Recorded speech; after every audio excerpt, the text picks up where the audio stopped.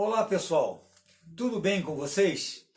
Eu estava vendo o noticiário e estava pensando aqui, uma das piores atitudes, né, que o ser humano pode tomar e que causou problemas ao longo da história, né, causou conflitos graves, foi a intolerância. E parece que a intolerância está voltando com força total. A gente vê intolerância política, né? A gente vê partidos, grupos de direita defendendo a volta do autoritarismo, grupos que são intolerantes com a liberdade de expressão. A gente vê conflitos religiosos, está aí o Oriente Médio que não deixa a gente mentir, parece que a coisa não tem fim. E por último, a gente tem visto aí um recrudescimento dos problemas de intolerância racial, tá? Particularmente nos Estados Unidos. Recentemente, a gente teve aí mais um caso de truculência policial contra um cidadão negro americano que chocou o mundo inteiro, né? Chocou a sociedade americana, mas chocou o mundo inteiro.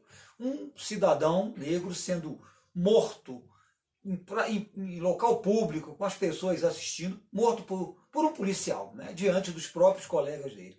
Então a gente fica vendo esse problema, que não é um privilégio, entre aspas, dos Estados Unidos, porque isso não é privilégio para ninguém, mas lá parece que é assim a grande vergonha que aquele país tem que carregar. É um país que se diz defensor da democracia, defensor da liberdade, mas carrega essa pecha de ser um dos países onde a intolerância racial, a discriminação contra a população negra, que representa cerca de 13% da população do país, é muito grande. Tá? Então esses conflitos estão recrudescendo.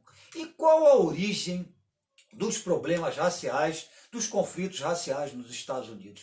Para a gente entender isso aí, né, e entender como foi que surgiu uma das organizações terroristas, que a gente pode chamar de terroristas, que foi a Ku Klux Klan, né, que tinha como lema assim, a intolerância, a perseguição violenta à população negra dos Estados Unidos.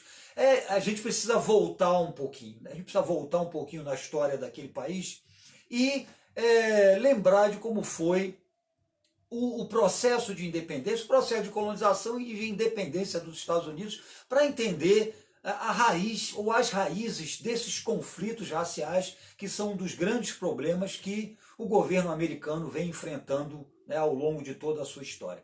A gente sabe que os Estados Unidos tiveram um tipo de colonização diferente, né, um tipo de colonização que acabou promovendo o desenvolvimento do país, né, mais do que os outros países do continente americano. Então foi um tipo de colonização assim mais voltada para a produção manufatureira. A gente já comentou isso aqui em outros vídeos. Porém, o sul dos Estados Unidos teve o trabalho escravo. Tá? A colonização no sul, a gente sabe que foi feita em base de mão de obra escrava, a grande lavoura de exportação, principalmente do algodão, né, do açúcar também. A explicação que se tem para essa diferença da colonização ocorrida no sul dos Estados Unidos seria de razão assim natural, né? A explicação mais aceitável que tem seria essa. As condições naturais do sul, as condições climáticas, as condições de relevo, né? As temperaturas ali são temperaturas médias mais altas, então isso favoreceu a grande lavoura de exportação, que a gente normalmente chama em história de plantation, né? Então ali sempre se concentrou a população negra dos Estados Unidos desde sempre, tá ok? Muito bem, o que ocorre? Veio o processo de independência dos Estados Unidos, tá? E os sulistas, eles até demoraram a aderir à causa da independência. Por quê? Exatamente porque eles tinham uma boa relação com a Inglaterra, exportavam para a Inglaterra, né? Aquele tipo de estrutura econômica que tinha, fundamentada no trabalho escravo, fazia com que eles mantivessem, né, uma relação amistosa, né, com o governo inglês. Não que o restante dos Estados Unidos, das outras colônias, não tivessem uma relação amistosa, mas os sulistas eram mais interessados naquela manutenção daquele status quo. Tá? Veio a independência, só que posteriormente o país começou a viver choques de interesses entre nortistas, que eram de uma mentalidade mais burguesa, uma mentalidade voltada para a produção industrial, manufatureira, preocupado em desenvolver o mercado interno. Tá?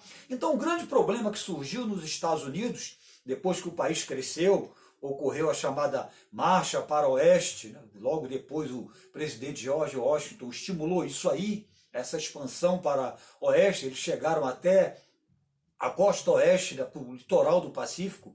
Tá? Então houve uma expansão, né, depois da descoberta do ouro, né, na Califórnia, houve aquela corrida do ouro, o país foi crescendo. Parecia que tudo ia muito bem, claro, custou a vida de, né, milhões de indígenas, mais de 3 milhões, estima-se, mas o país cresceu. Tudo parecia ir muito bem, até que começaram a surgir conflitos de interesses entre nortistas e sulistas. Por quê? Porque os nortistas defendiam o fim da escravidão, o fim do trabalho escravo. Tá? Defendiam o trabalho livre, porque tinham como objetivo a ampliação do mercado consumidor interno. Isso incentivaria, evidentemente, a produção industrial, a produção manufatureira, só que os sulistas, eles não tinham interesse no fim da escravidão. Então, criou-se um conflito aí. Esse conflito ele foi num crescente. Tá? O que acontece? O presidente Abraham Lincoln sempre teve uma postura abolicionista. Ele foi eleito em 1861 e tinha como bandeira aí a abolição da escravidão. Tá? E os sulistas, evidentemente, eram contrários a isso aí. Tá, ok? Então, os sulistas, eles até criaram leis, né, depois da eleição do presidente Abraham Lincoln, tá? As chamadas Jim Crow Laws, né? Jim Crow Laws, que eram leis que oficializavam a segregação racial, né? Não davam os mesmos direitos civis aos negros. Tá? Então isso exacerbou o conflito. Tá? Então acabou estourando a chamada Guerra de Secessão.